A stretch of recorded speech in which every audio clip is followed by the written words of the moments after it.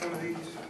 Yeah, I want to. It should go flying I'm elsewhere. going to sit on that.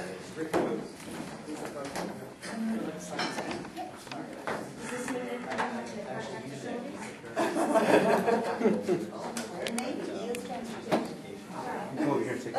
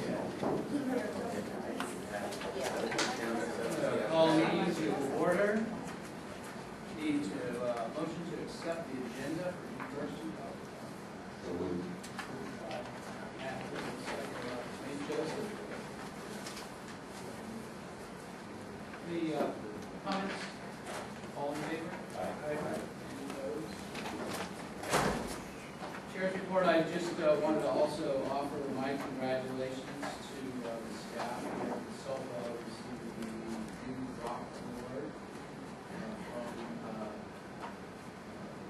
I think it was 3 individuals: Joan Riley, Karen Johnson, and Karen Johnson. So congratulations. Also wanted to offer my comments regarding the art and writing contest, stellar evening. Pretty terrific. Thank the staff and all the partners for making that happen. Thank you for being there to recognize the students. They really appreciate it. That's part of my day. The good parts. Okay, we're going to move on then to self-administrator's report. Okay. First up, I want to recognize the collaboration between the WESELPA and CTAP. We can't hear. We can hear.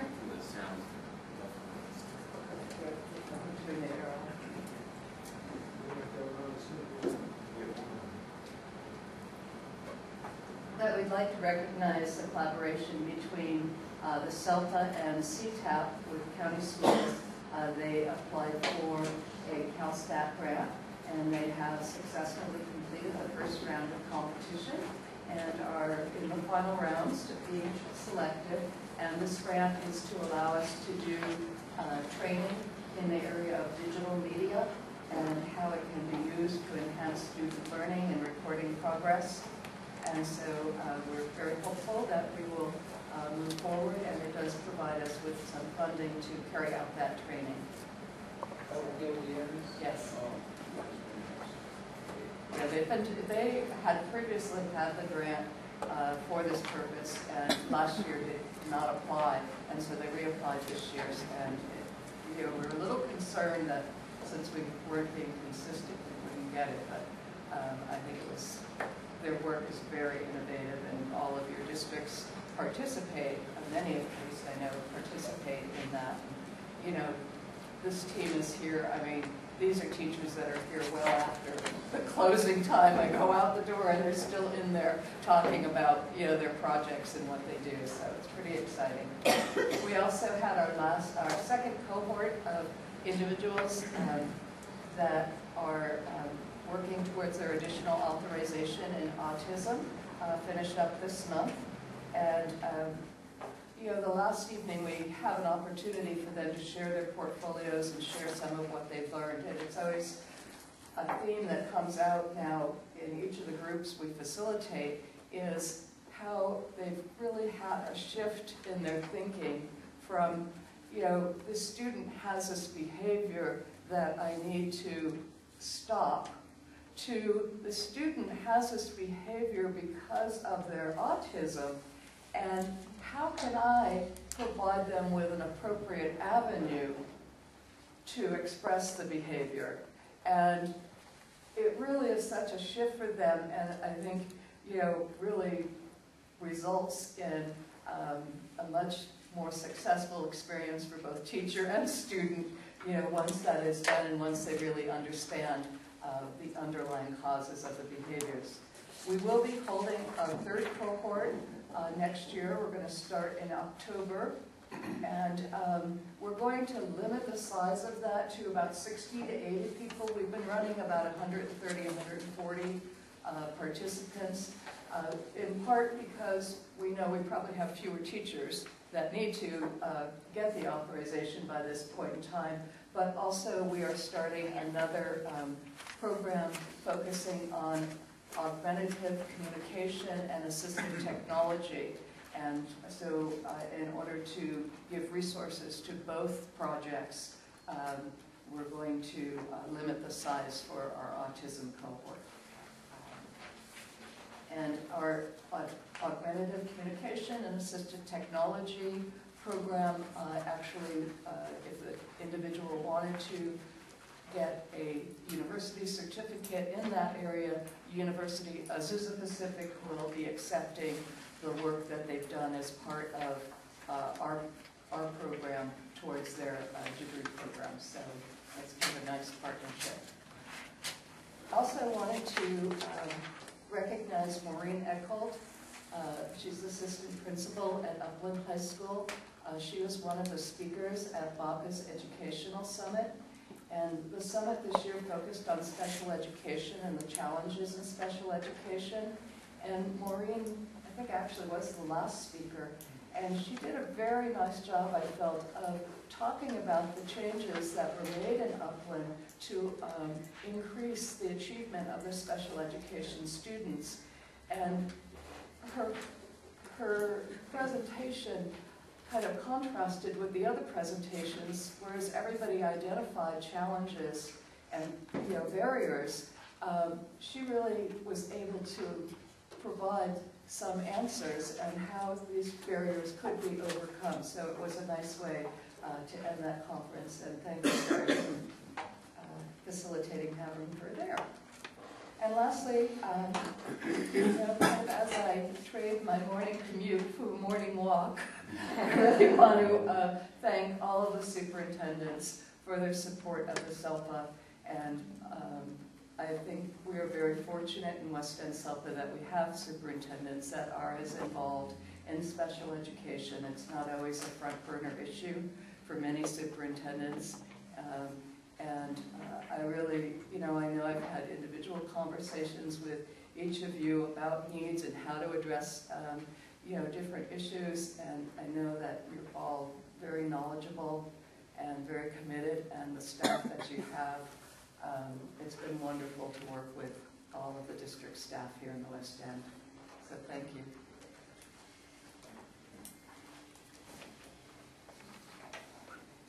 Okay, we're going to move on into discussion items.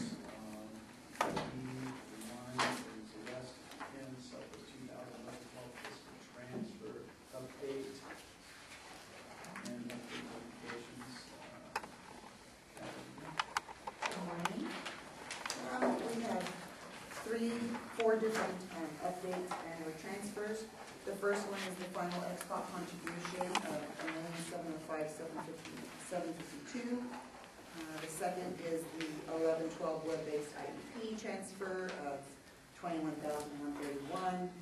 We've updated the 11-12 AB602 funding model with our P2ADA, and the amount projected is $81,639,924. And then our final transfer is the 11-12 CSDR residential excess cost transfer, which is in the amount of $14,655. And again, these are presented as notification items. These are per our fiscal plans.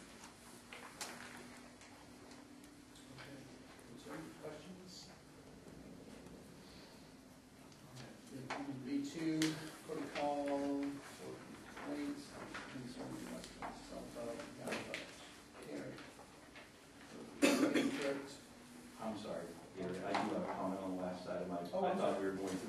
through D, but you covered all of them in your comments, right? I had a question on C, or maybe just a request for more information. I know the funding formula under AB 602, the superintendents agreed upon, had some language in it that made sense, that protects against increases or decreases in enrollment and stabilizes that effect. I don't think it predicted a situation Upland finds itself in that as options for youth ended its contract agreement with Upland and moved on, the formula when applied, as we've proved, double hits the district. We're not only losing the revenue, but it's hitting us twice. And I need to understand that better. I think the council does, both in terms of, is our formula meeting its intended consequence, or is this an unintended consequence, and should we revisit the formula? So I think your fact committee is going to be Yes, I was going to go ahead and review that and discuss that a little bit when we got to the 1213 funding model, which is an action item. But what we, because that's the funding where you've got your double hit was in 1213, and so that's the item here. So I was going to kind of talk about that a little bit then, but I can address it now. Do you want me to go ahead and address that now? It's fine to address it later. I just okay. Thank you. I'm glad you're bringing some information on. Okay. Thank you. Okay, excuse me. Any further? We're going to move to protocol for complaints concerning WESELPA. Maybe there's some input from Mrs. Mendoza. Yeah, on B2, I'm glad it's on here, but I'm a little concerned because I used to go to the county superintendent meetings, and over we were told that nothing of SELPA is under the county superintendent's part. So any of the board policies or anything, and I wish back then you had videotape, because I knew you'd say no, that's not true. But I'm sure some of your board members will probably remember that we would come and we would ask for help about complaints that we had with the SELPA director or things that were happening in the SELPA. And you told your board members that at no time are they responsible for anything under a SELPA. The county board, that's true. Okay, or policies. But yet, all of a sudden, we have this. That's a superintendent's policy. Okay, but this is also a policy that falls under the county. This is a county board policy. No, it's a county superintendent's policy. Okay, which they supervise over and they approve those at their board meetings, do they not? County superintendent has their own policies, the county board has their policies. We have two very distinct roles. It's not like a school district. Okay, and then you've also told us repeatedly that you can't get involved in complaints, that it has to be them, that nothing falls under you, but yet your policy does. I don't understand why it took this long to get this far. I mean, I appreciate that we've gotten to this point, but I just don't understand why it took so long. Well, I don't think that I've ever said that we can't get involved in complaints. In fact, we're just getting ready to provide some information on complaints that we've just completed. It's just the issue of supervision is what I'm talking to you about, Ms. Mendoza. Okay. I don't supervise the All right. self-administrator on my own. That is the role of this body. Okay, but you said that you guys are going to visit some complaints right now regarding, SELPA. But what about my complaint when, and it even specifies in here, no retaliation should happen upon anybody that complains. I complain verbally and in writing regarding my rights being taken away as a voting member of CAC that was done deliberately from Joan Riley, flat out. Okay, so I don't understand why, you guys didn't look into that, why nobody's done anything. I still bring it up to this day because I want resolution regarding it. I want an investigation, okay? I want something done about it. What was done was wrong. They went through a process. Those bylaws came before this body. They were approved by this body. I don't know what else to tell you. You brought your concerns forward. I haven't heard anything from this body in terms of wanting to change that direction. Okay, but before it got to the superintendent council meeting, okay, Joan Riley point blank took my voting rights out. She didn't have to, okay? Some of the CEC members were for it, some of them were against it, okay? But up until that time, and I'm one of the persons that filed a complaint, okay? I filed a complaint. She takes my voting rights away. What is that? That's retaliation, okay? Point blank. You can't look at it any other way. So why wasn't anything done about that? I don't know that everybody agrees that it was retaliation, and I think that's your perspective on it. Okay, but I'm asking you, you know, seeing that you have this policy and stuff, I'm asking you now to go back and do an investigation regarding those bylaws before it got to the superintendent. Why were my voting rights taken away? Why did she have the right to do that? She really didn't. She said she was allowed to write the bylaws. She point blank told the CACs that we could not write them. It was up to her and only her, whether we approved them or not, and that's not the truth. So I'm asking for an investigation regarding that. You want to put your concerns in writing? I did already. I don't know that I've received anything about that specific item. Okay. We had a lot of debate and discussion in these meetings about those bylaws, and this body approved the bylaws as they were presented. Does anybody save the letters that I give you guys? Do you know how much money that cost me to copy? Do you guys really know how much money that is to me? Okay, I don't make a lot of money, and to find out that you guys don't, I mean, you're always constantly telling me that, Dr. Thomas. Even an investigation that occurred just recently, you told me that that attorney was calling me and I wasn't answering back. Nobody ever called me about my investigation, about my complaint. You guys had forgotten about the complaint. But when I rose it up to you, all of a sudden now it became a concern. But if I didn't, it would have been overlooked again, Dr. Thomas. I disagree. We had to go through a process for this group to select someone to do that investigation. That took some time. Right. What I was told. And you had somebody. And we did have someone, and Right. we were investigating. What I was told and what I shared with you was that there's been non-responsiveness from the complainants.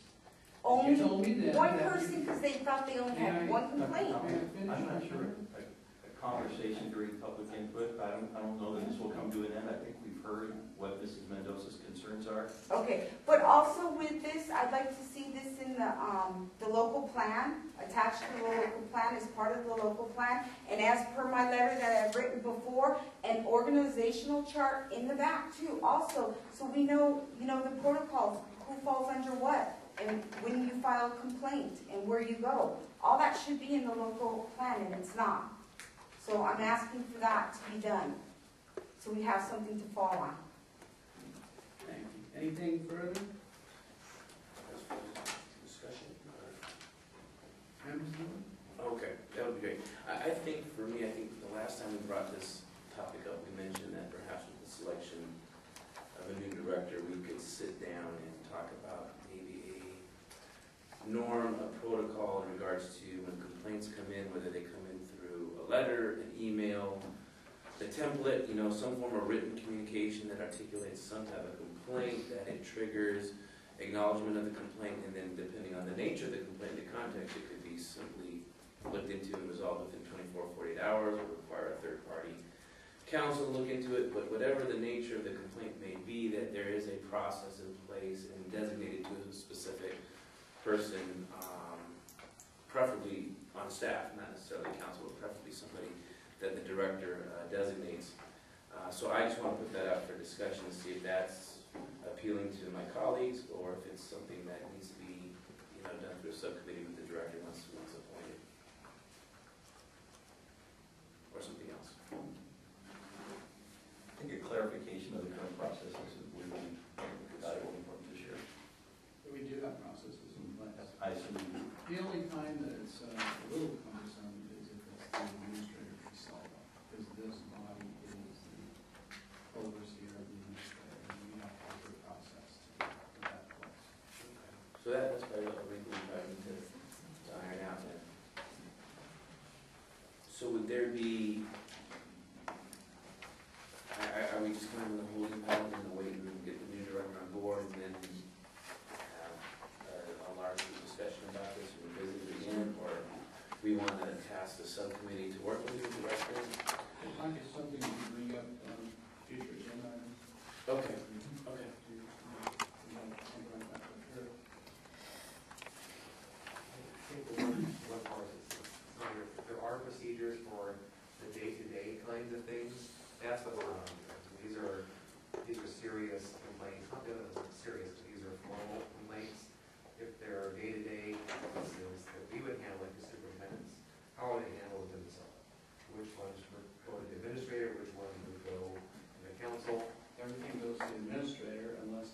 already made the motion. That's what we need that spelled out. That's, For us and for the administrator. And that probably is spelled out. that's clear in the self-evaluation. That language is in the self-evaluation. The self-administrator is the person that deals with all the self-staff. The council works with issues within involving the self-administrator. Maybe for our benefit, a report just kind of detailing the processes and how it works, because obviously we're not in the operations and we're hearing concerns that we don't necessarily remember. And that would be something that perhaps that would be a great introduction for the director to come in and take some time to get familiar with those and then share them with us. That'd be good. Okay. Anything further? Thanks.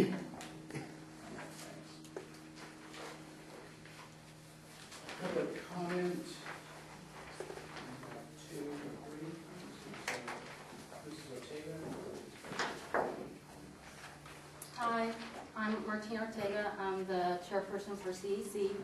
At the last CEC meeting on May 15th, Edith Naranjo motioned to table all business items D1 through D9. Kumkum second, and then everybody voted. It was unanimous. That one of the action items was for the approval of the CAC schedule. At the Special Education Summit on May 24th, Mrs. Riley passed out the 2012-2013 CAC schedule, and I gave you a copy, Dr. Thomas, and I know half of the superintendents weren't here at the special meeting, but I did send them out at that time also. So once again, the CAC members did not approve the schedule, but yet we're passing them out. And because I'm sure in time I have to run to work, I want to also say that when you get the next WESELPA administrator, you should really consider having them sign and be trained in code of ethics. Thank you. So that's this document. Right. It was not approved. The dates. The dates, the schedule was not approved. We didn't even approve the art and writing to do that this year. I mean, we always do. He said.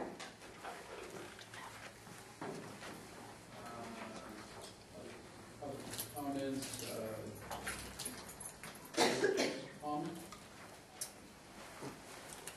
John, I just wanted to wish you well in your retirement, and as a minister of the gospel in this community, I want to say God bless you in your season ahead in life. And I don't know how long this meeting is going to go. I need to leave at 11:15, and I appreciate the fact that you're doing comment during the agenda item. That seems to be a point of confusion at meetings here, but if it's possible, could I give my other comment? sure. What were your other comments? Because they're all on G something, and that's at the end of the agenda.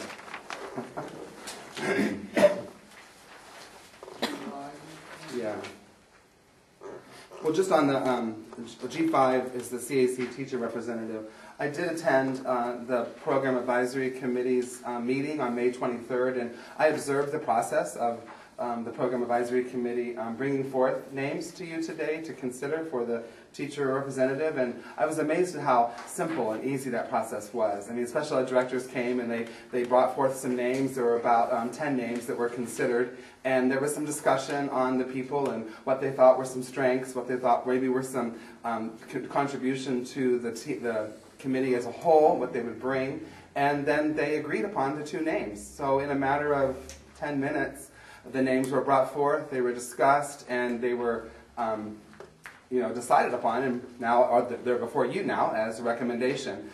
So watching that process and knowing that I myself have been nominated by a community school, and I've been invited to 2 meetings that I haven't even been treated respectfully. None of those people were even in the room.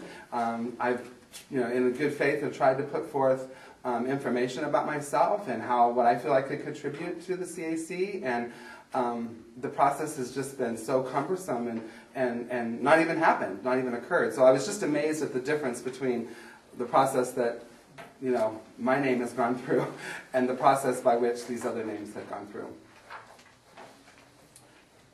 And then you had also D1 and Right. We had the public hearing at 9 o'clock this morning on the annual budget, and one of the things that I just remain confused about is where do legal services fall in expenditures here? I don't understand where those are, and I posed the question, but apparently that's not a question and answer time, so I still don't know where those are, and it's unclear by the budget where legal services fall. You mean where the line item is in the budget? Well, we have revenue and we have expenditures on the annual budget, and when I don't see where any legal services fall in expenditures. And I know that the WESELPA pays legal services. You're going to vote on the agreements with 3 or 4 law firms today. So I know that that gets paid. I don't see where that falls in your expenditures.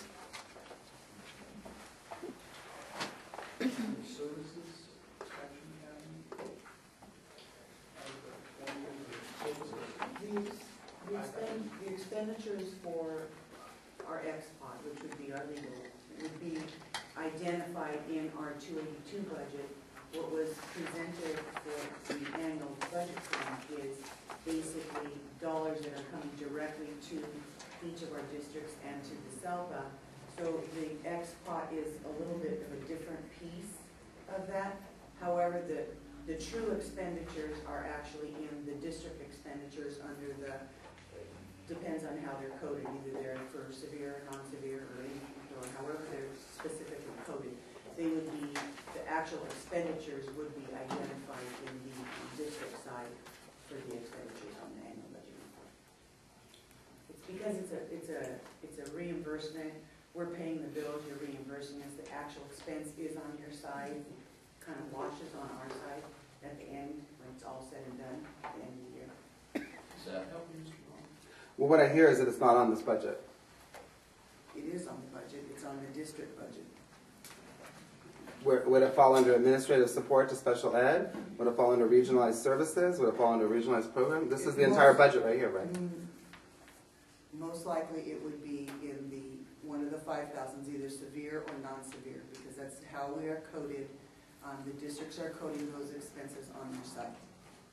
So the legal expense is on the district side, and then the districts send a reimbursement form, because part of the XPOT is set up for reimbursements for legal fees. Well, let me just break it down to one of the points I've spoke on several times in this meeting and public comment is that I would desire that the district and the WESELPA put money toward education and not litigation.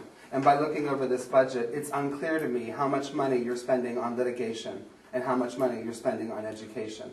I'd like to clearly see how much money you're spending on litigation so that the public could know how much money is being spent not educating their children. Thank you.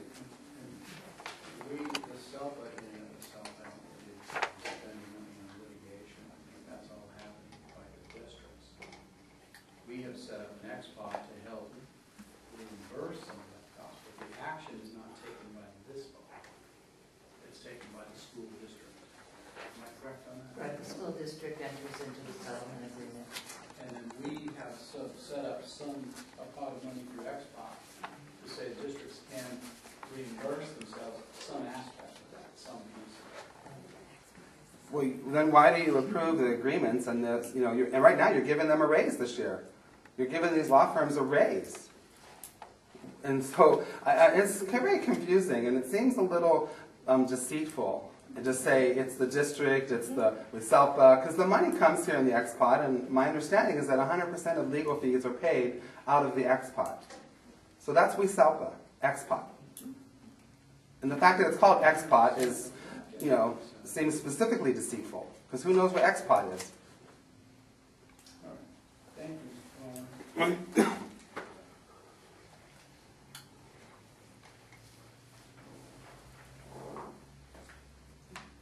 Okay. We'll be going into public comments. Mrs. Mendoza. I brought it up and I've made several letters regarding to be notified of any meetings. I'm still not being notified. I still don't get an agenda sent to me or anything. I've asked as a parent, and I've asked as a Board of Trustee of OMSD. You guys are constantly saying right now that this is school money, okay? That means I'm involved as the Board of Trustee.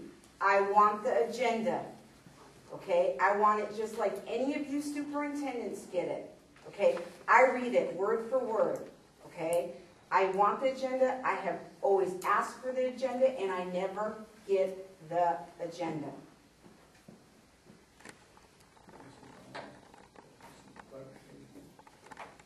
The agenda is posted in accordance with the requirements, the legal requirements. Okay, so if somebody wanted an agenda. like They could this, request, the agenda, they can come either view it here, or they could request it as a public record. And would they then? And it's posted on the website as well. Is there a fee associated with printing the site? Yes. That's in accordance with our policies. And some of them are not posted. May 17th wasn't posted. May 24th was not posted. They were just posted when they posted the June 1st one, okay? Because you can actually print out what's on the WESELPA website, and then you can print out once they've added something also. It is posted in accordance with the Brown Act. Posting is being posted in a publicly accessible location.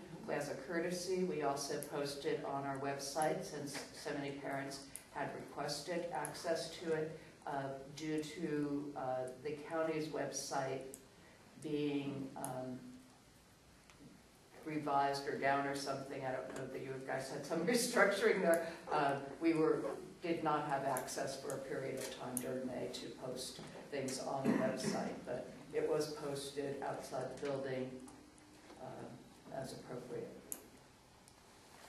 But I've done a formal letter requesting that the agendas be sent to me. I've quoted ed codes, government code, and as a Board of Trustee, I don't know any money. I'm just like you guys. Do you guys get a bill saying how much the agenda is? Do you guys pay for it? No. You're telling the audience that this is school money. I am a Board of Trustee. My last two letters specified I am also asking as a Board of Trustee. I want the agenda sent to me. All of them. All the attachments too.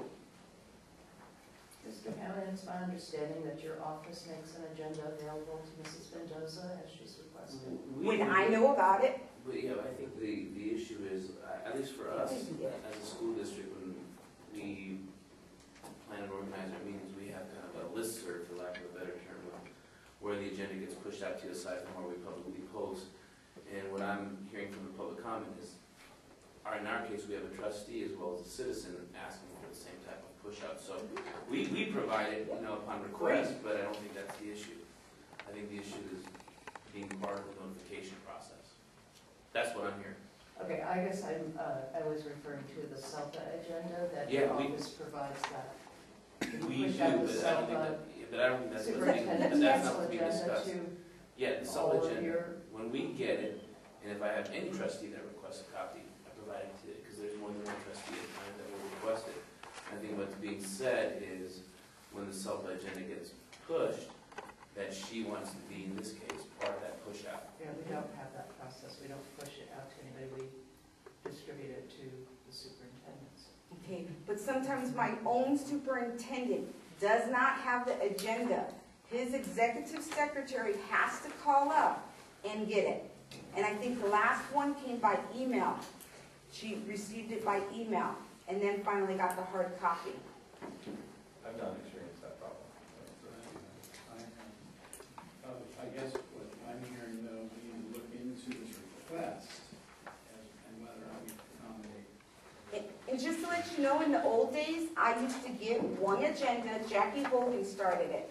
One agenda. I used to make copies for the public. The public would email me who wanted a copy, and I'd make copies. Then Joan Riley came on board and realized what was happening, and she put a stop to that, making me pay for it, which was fine. I paid for the one agenda and still made the copies. But it's getting ridiculous that you have an individual that stops me from getting an agenda. If that ain't retaliation, I'm sorry, I don't know what is. Okay, and then my other public comments is ADA compliance. This meeting is not ADA compliance. I can't hear you guys. It's even in my son's educational file that I am hard of hearing. Okay, I can't hear you guys a lot of times, especially with this going. And I know some of the other public have also asked, why don't you guys use the bigger room? Not only that, you guys are facing each other. You guys are not facing the audience. You're not facing the community.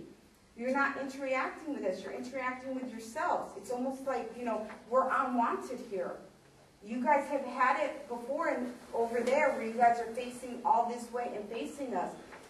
We were able to hear you. And even once you guys even used the intercom system so we could hear you, the speaker. You know, and I'm asking for that to be granted. Because, you know, it's getting to be too much having it in this room. And especially when you have a big room like that, I don't understand why you guys don't use it. I really don't. And then my next thing is I want to thank Upland for the Vice Principal Maureen coming to the Joe Baca event. Just to let you know, she was awesome. So truthful. I mean, you could tell she loved her job. And we are so appreciated that she did what she did and she was forthcoming. And I just really liked her presentation, and I hope, you know, the CAC will probably have her maybe come and do an event for us too, because she's people friendly. So I really enjoyed her presentation. And then my next thing is, I do have a concern about the CAC brochure being passed out. Okay, we did not approve this, but yet you had an individual from WESELPA that decided to distribute this, even though it was on an agenda, and it wasn't granted, you know. So I'm confused how this got to be about. And it even says, you know, no presentation to be announced and all that when the business meetings are. Just to let you know, we don't keep to this. We change things, and then, you know, we're still supposed to approve it by the CAC. How many presentations we want, business meetings, if we want business meetings on top of presentations, things like that. We didn't get that right. And we keep trying to do these. The presentations, like what kind of presentations we want. And then you get somebody that, you know, uses some of the CAC members against other CAC members, so we can't agree. Where's the facilitator? Was there a facilitator? I couldn't make that. My mom had passed away. Was there a facilitator? There was no facilitator. Where was the facilitator? We've asked for a facilitator. You know, I don't understand how agenda items could have all just been all dropped. All of them. Okay, and they were all pretty important ones. And this is really important. This isn't just for the parents. It's also for the teachers. Sometimes the teachers come to these presentations. You know, so I'm really concerned about that. And I'm concerned with what Mr. Palmer was saying, too, about him getting on the CAC. You know, that keeps getting dropped, that agenda item. And we can't get him on. Because somebody keeps saying, well, we need to do this, we need to do this first. And, I mean, and just to let you know, it's been a 5-year experience for me to get a public agency on the CAC. I went back and looked at all my documents. 5 years. We've had a stalling process of 5 years. So I just want you guys all to be aware of that.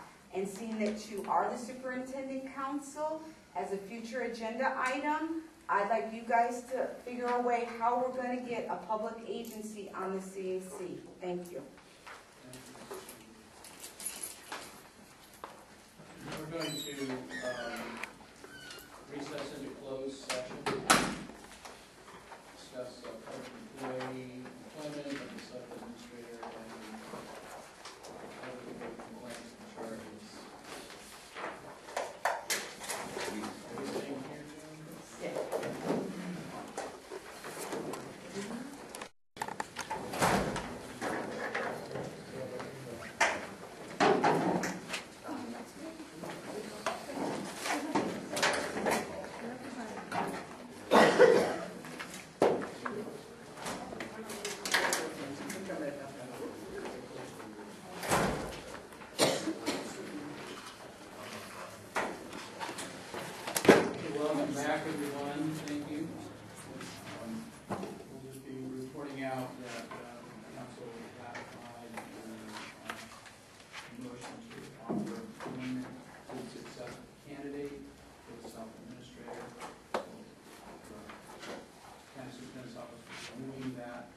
forward.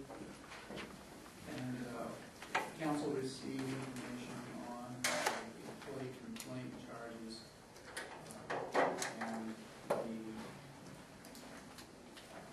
investigation has been concluded. So complainants, employees involved in this council will receive the information on this position.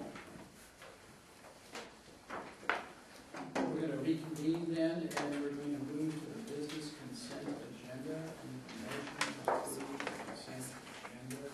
So moved. Comments? Oh, I'm sorry. Just two. D3, call for team legal services. Which one? D3. D3? There isn't E3? Is it F? I did one for D3, D8. They all moved to Fs because we added the recess. I have an old So one. the new agenda has new numbers. I'm sorry. So I didn't these know are, this. these are. That's why we got out of order. Okay, I'm like, I was wondering where out of closed session was on that. Okay. The same. F3 and F8 are going to be. On the old agenda, it's D3, What's the title? or I guess So it's F3. F3 and Just say F. F8. F3. Okay. Mr. Mendoza, before we begin, is our timer working today? I haven't seen it set up at all. No, Okay. I know I talk too much. Well, it'll help you and help us.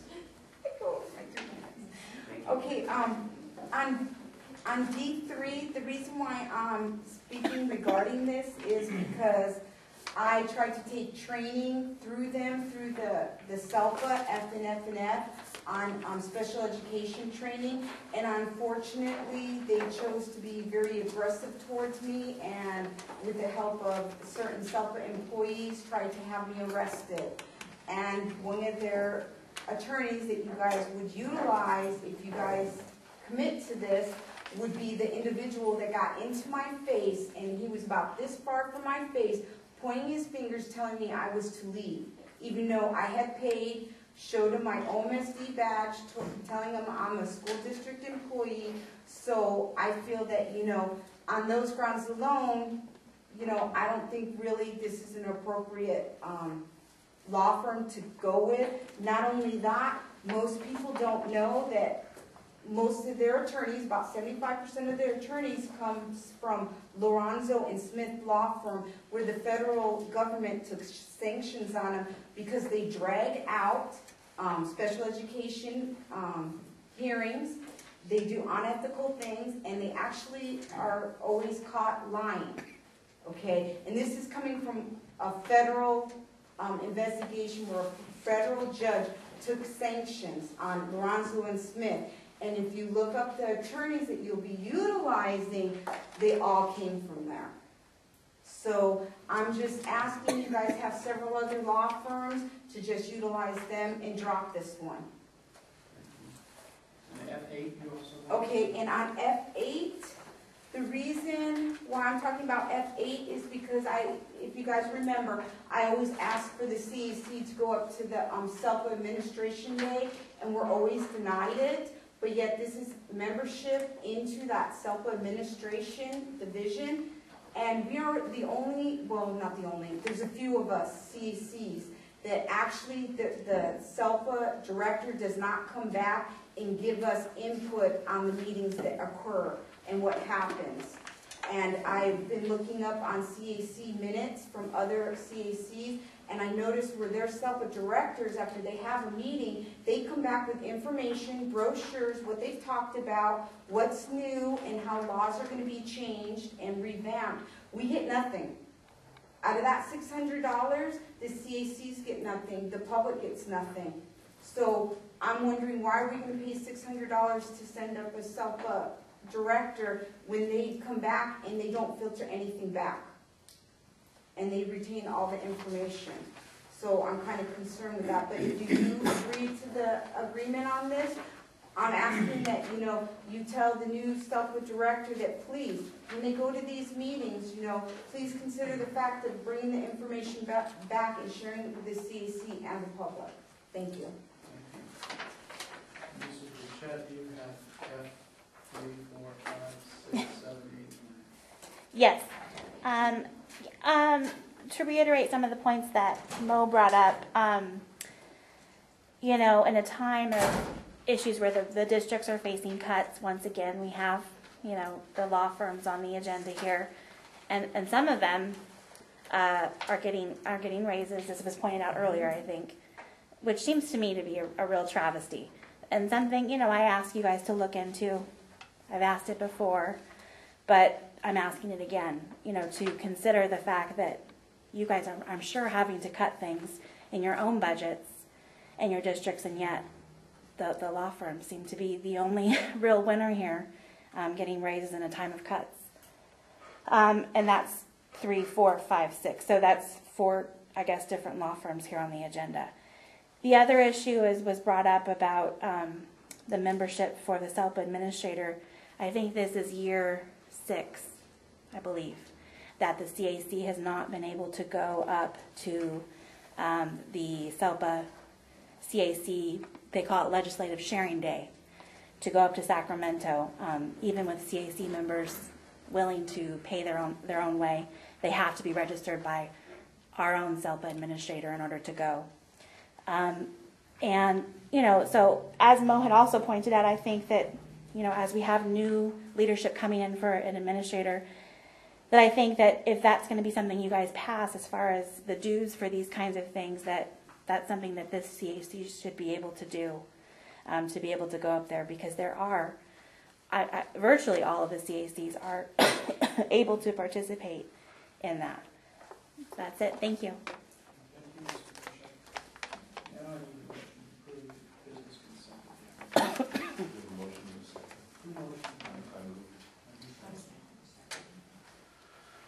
Okay, any further discussion? All in favor? Aye. Any opposed?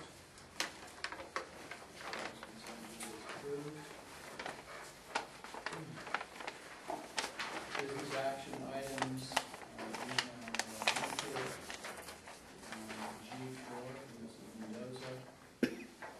Let's wait, I guess let's wait. Let's take G1, I don't see any comments. So 1213, 1A projected, P2, 86 funding model.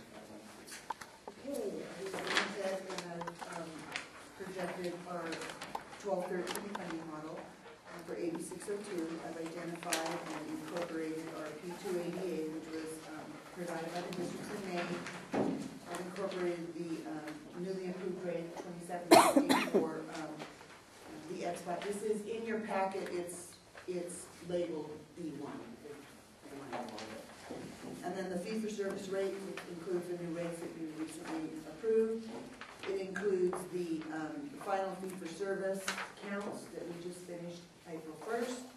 It includes the third quarter projection, the 11-12 third quarter projection, and that's what we're using for our 12-13 projection. We've spread the negative growth based on our policy of those just declining, and I'll address that again in just a minute. It also includes the approved transportation costs for CSDR, as well as the county transportation that has been previously approved. And I went ahead and I used the 11-12 local assistance and the 11-12 certified local property taxes. That's the latest information we have to go ahead and project that. So that's the basis of the projection. What I wanted to mention is that Upland has asked for us to go ahead and to take a look at the growth and the negative growth allocations that we have. Approximately, I believe in 5-6, we changed the process for identifying and spreading our growth and negative growth. So right now what's happening is the model is projected based on our current policy. Upland has asked us to go ahead and take a look at that and discuss that with both the program committee, the program advisory, as well as finance advisory.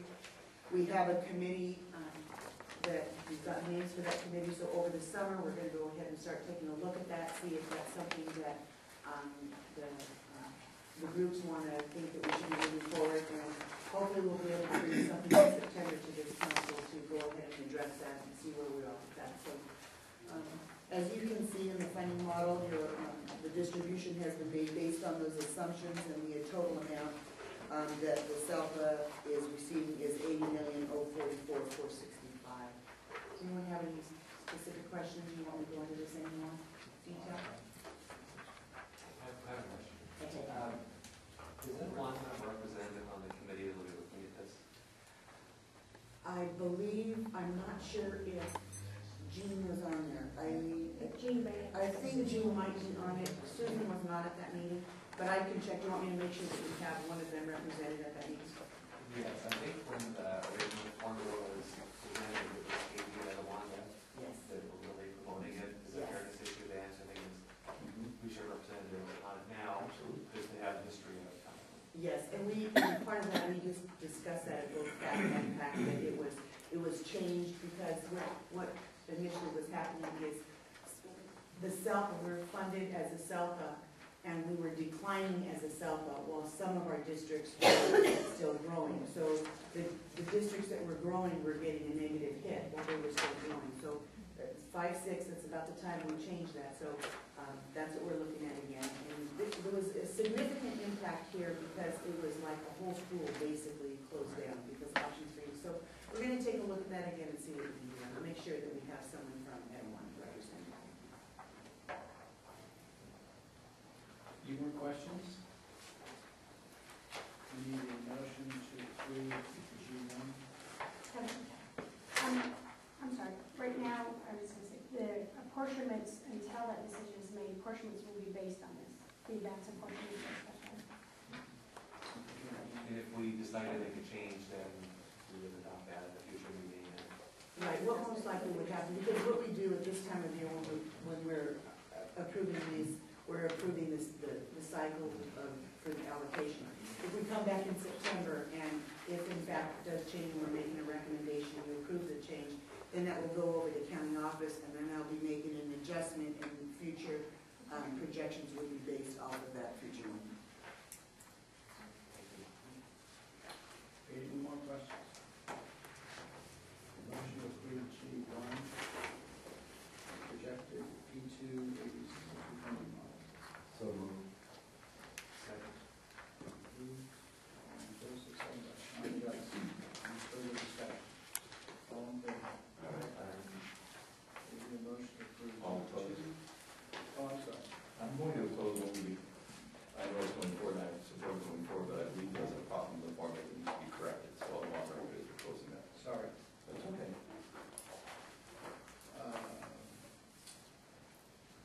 We're going on to G2 then. Motion to approve the level projected P2 mental health funding model. Okay, this is our revenue that we're projecting for 12-13. We went ahead and used the same methodology that was approved earlier this year. So if you take a look at the assumptions are we're using the 12-13 projected aid rates in our districts. We're using the 11-12 mental health allocation. So it was a federal money, we're using the same amount. It turns out that it looks like it's going to be an increased amount for the federal, but at this point we're projecting the 11-12 money. And then we've used $58.62 per projected ADA for our state. And this is what the recommendation is from school services, and this is the same we're talking about in the May revise. So, and then also used the 5.9. We made an estimate for mental health services, the current services that we're providing, whether they're counselors that are providing that or it's West End Family. So all of those were re-estimated in May. So we have the latest numbers. We're using the numbers from this year to go ahead and project the usage for next year. The total mental health allocation is $7,483,183. And if you look at the second page there, just for a little bit for information, going down to the second section where it says the adjusted allocation by district, what I want to point out is column H, that's the mental health self-counseling services that we're providing. That is distributed basically by service. If you go to the WESELPA Regionalized Services and Administration, that's based on ADA. The clinical parenting is based on ADA. Column K and column L, those are the revenues that are going to the WESELPA to provide, to go ahead and pay the bills for our residential students. So this is for room and board costs and for residential students that are receiving counseling services out of state there. And then if you look at the column M, that's our contracted West End family, and those are based on the projection based on the current service. So the total funding for your district would be in column P. So districts are getting state money. So the state money would be, the total amount is $6,754,000, with the WESELPA receiving the $728,000 in federal. Any questions? Motion to approve G2, 2012 June, mental health. By Gary Lecter. Second. Steve. Any further Kevin, I'm sorry. It's okay, John. Thank you. Any further discussion? All in favor? Opposed? Okay, motion carries. G3, the Western WESELPA Administrative Council. Okay, these are the three budgets that the WESELPA presents at this time of the year. This is our 282 budget, which is our ex-pot budget. This reflects the new rate for the ex-pot contribution. We're projecting at the end of 12/13 that there will be a $38,946 ending balance, which is $461,000 less than the approved $500,000 reserve that we have. And if necessary, we would come back for that. But as we discussed, the budget is based on 100% attendance, and we only pay for the positive attendance, so there is an adjustment, and we adjusted the rate based on that positive attendance. So in the 282, again, we're looking at a $38,946 return.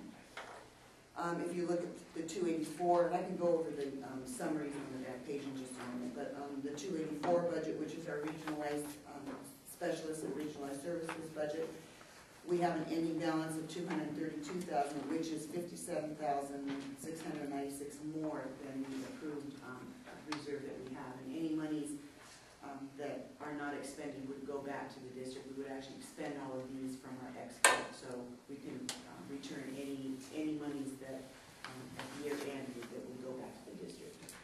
And then in our budget 289, this is our regional provider program.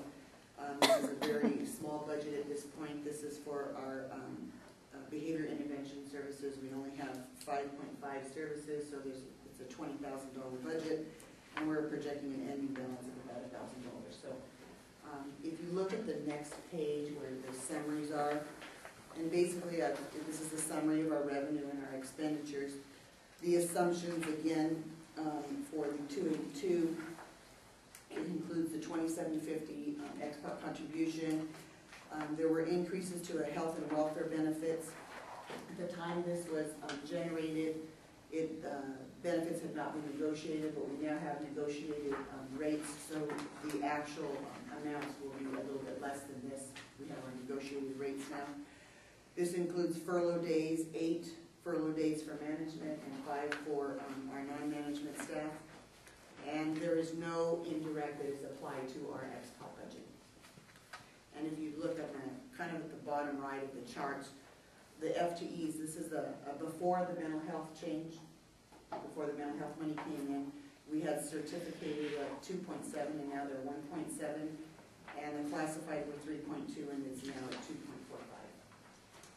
If we go to the 284 budget, this is our regionalized services budget. Basically the same functions. the one main change is there is an indirect applied to this, so I've applied the 1213 indirect rates. And you can see with our certificated and classified FTEs, there have been adjustments made there from 762 to 782 for certificated, and classified are 925 to 85. And then if we go ahead and move over to the 289, which is our provider program fee for service, this does have indirect applied to it, the same benefits issue and the same furlough days. Significant changes here because before mental health there were 6.25 FTEs and now there's only 0.15, and the classified were 8.85 and now there's none. And this the big change is because we have the fee for the mental health goes ahead and it pays for all of the counseling services that were previously in this budget. Any questions or concerns on these budgets? Questions?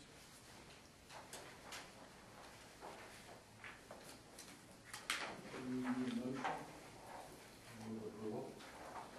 Sean Johnson. Second.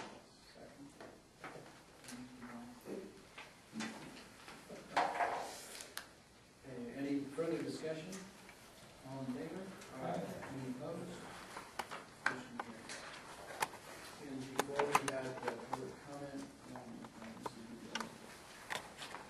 Regarding my public comment on this is that we've always asked, the public has always asked for transparency. Unfortunately, there was a public hearing regarding this, mine's labeled E4, and I have asked for it to be reposted and resubmitted for the public because all we got was these 3 sheets, okay? You guys got additional agenda items that could have answered some of the public's question, especially about the XPOT. I don't know how many times the XPOT came up, and we were saying that specific money goes into the XPOT, and it's for selfless use and for selfless payment and stuff. We were kind of told that that's not the case, so now I'm really confused. But I am asking that E4, this agenda item, have another public notice posted, and that we also, as the public, get all these attachments that you guys got so we can better understand it, because per ed code, the public needs to understand the budget. If we can't understand it, you have to put it in the means that we can. For the past 2 years, I have always said, you know, I'm not understanding how this is done. Can you use better graphs, things like that? I've also this year suggested maybe going to some of the school districts, seeing how their financial people do it. Because I guarantee you, if OMSD financial people gave this to me, I would have been in their office for 3 hours with them explaining what this meant. Because to me, it's useless. There's no transparency. It's not telling me where the money's going to, and I'm a taxpayer. I mean, it's basically no transparency when you give the public this. None. Especially when you guys got other attachments. They could have been photocopied and given to the public because they were already done. So I'm kind of concerned how that was taken by. But I want you guys to know during the public notice, during the public hearing, I've asked for it to be resubmitted and reposted and another public hearing done. So I want you guys to know that just in case somebody forgets to tell you. Thank you.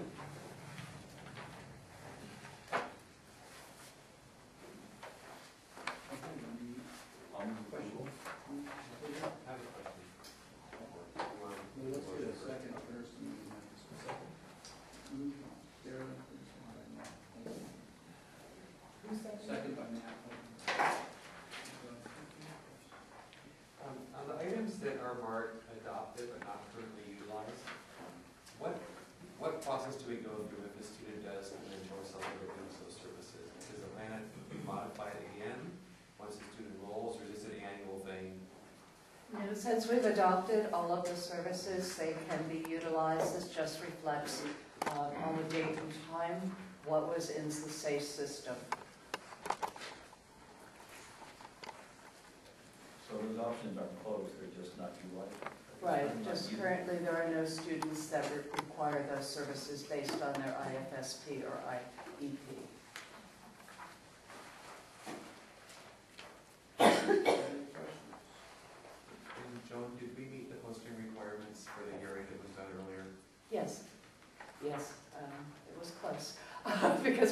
heard about this being due by June 30th at our May meeting.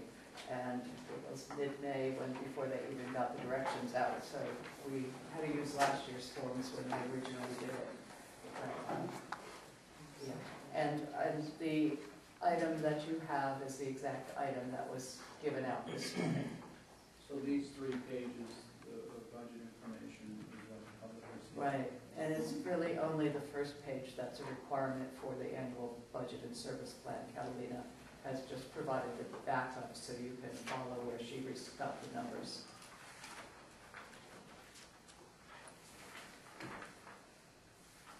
Questions?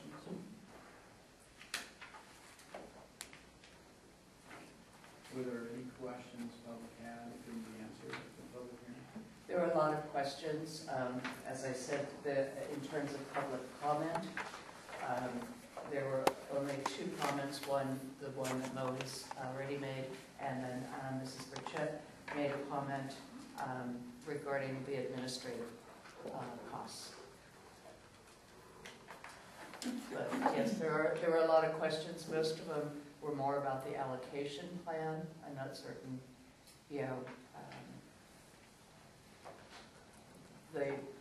the kinds of detail they were asking about isn't captured in this type of budget plan. This is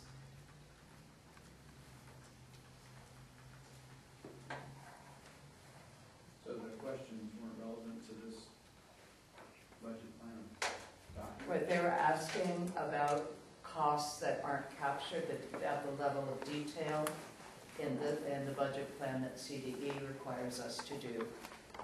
And most of those had to do more with our allocation plan, how we, allocate out the revenue. And the ex-pop, which, is a risk pool that we established, not necessarily, the revenue and expenses are all captured here, but how the detail of, how that's reimbursed is not. Any more questions?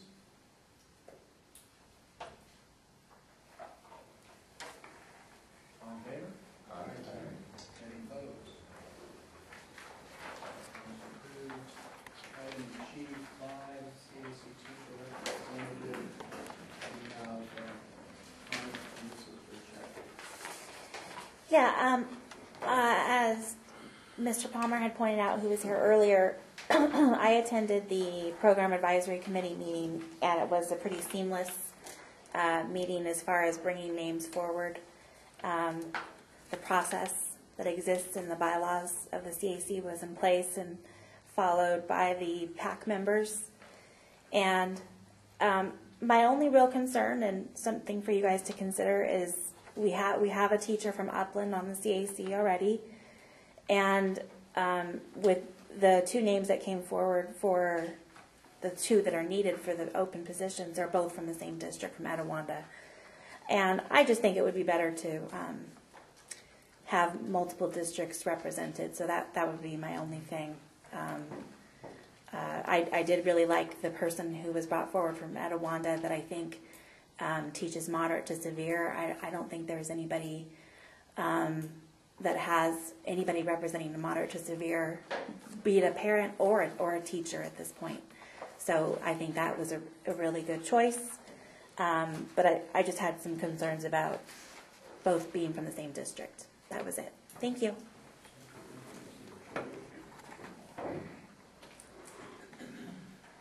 Motion to approve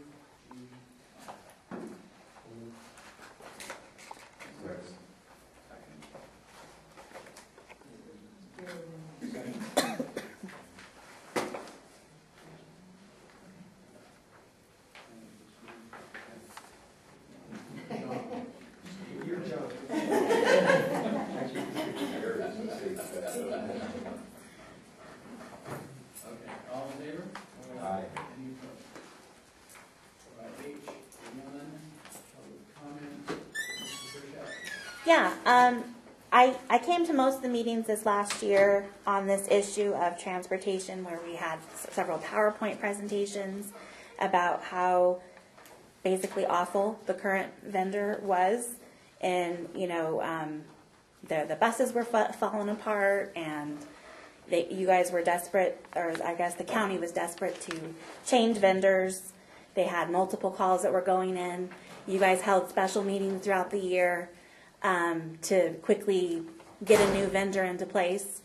So I'm highly concerned with the letter that came forward saying, all is well, we're going to keep the same vendor. After everything that you guys went through this whole year and all of the comments made by the county about how awful the current vendor is. So, that's something for you guys to consider. I don't think there's very much you can do about it, but I wanted my concerns based on what I heard through, throughout these presentations to be on the record to you guys. Thank you. Yes, Dr. Thomas.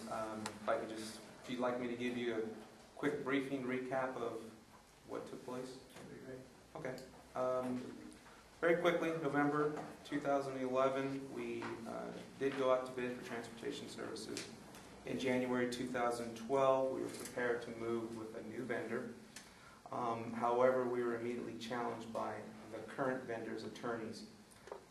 We had extensive communication and negotiations with the current vendor, their attorneys, SBCSS, and our legal counsel. At the recommendation of our legal counsel, we decided to stay with the current transportation vendor. A letter was sent out in April to all the CBOs, and we're moving forward. And we've had some good things occur thus far in moving forward with the vendor, such as additional staff that's being hired, supervision, safety managers, dispatchers as well. And we've seen a increase in response time as well as a decrease in delays and breakdowns as well. So again, at the recommendation of legal counsel, we decided to go ahead and stay with the current vendor until that contract expires. Any questions? Does that contract expire June 2013? It expires 13/14. So June 2014. Exactly. Exactly. Sorry, another contract that would help us if we have the same level of service this year, that would help us if we find ourselves in the same boat. Can we get out of the contract? Or is it ironclad and we're really stuck with it until 2014? It would require much more legal consent with our attorneys. If I may share, they've already had 2 satisfactory, positive satisfactory CHP inspections thus far. In August of this August, we're going to receive 10 brand new state-of-the-art buses from the vendor, as well as an additional 10 next August 2013. We've already had 50% less breakdowns since January 2012, and we're on track for approximately 20% less trips prior to the academic year. So since we've gone out to bid and the legal counsel communication, their service response time, customer service, has definitely increased. All is not well, it is getting better. Yes, sir.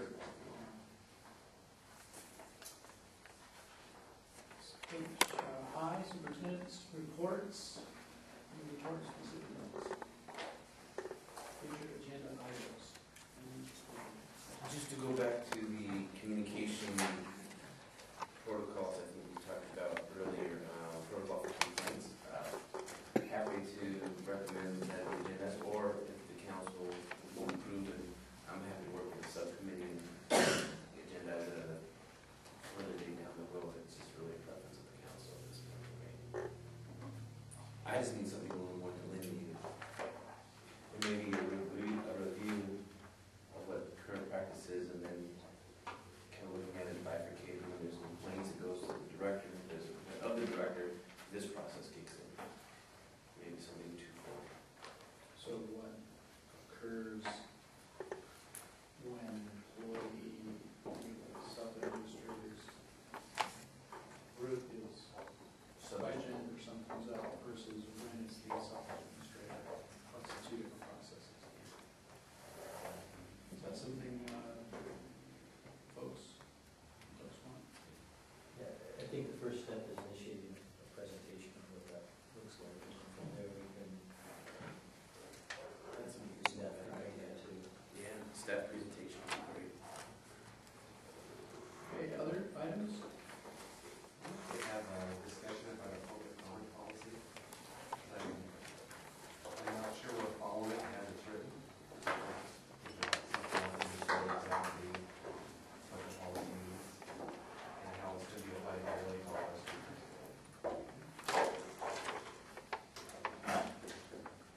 Others?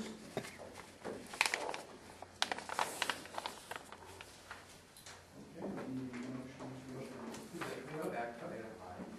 Yes. Take the chance to thank Joan. This is the last meeting.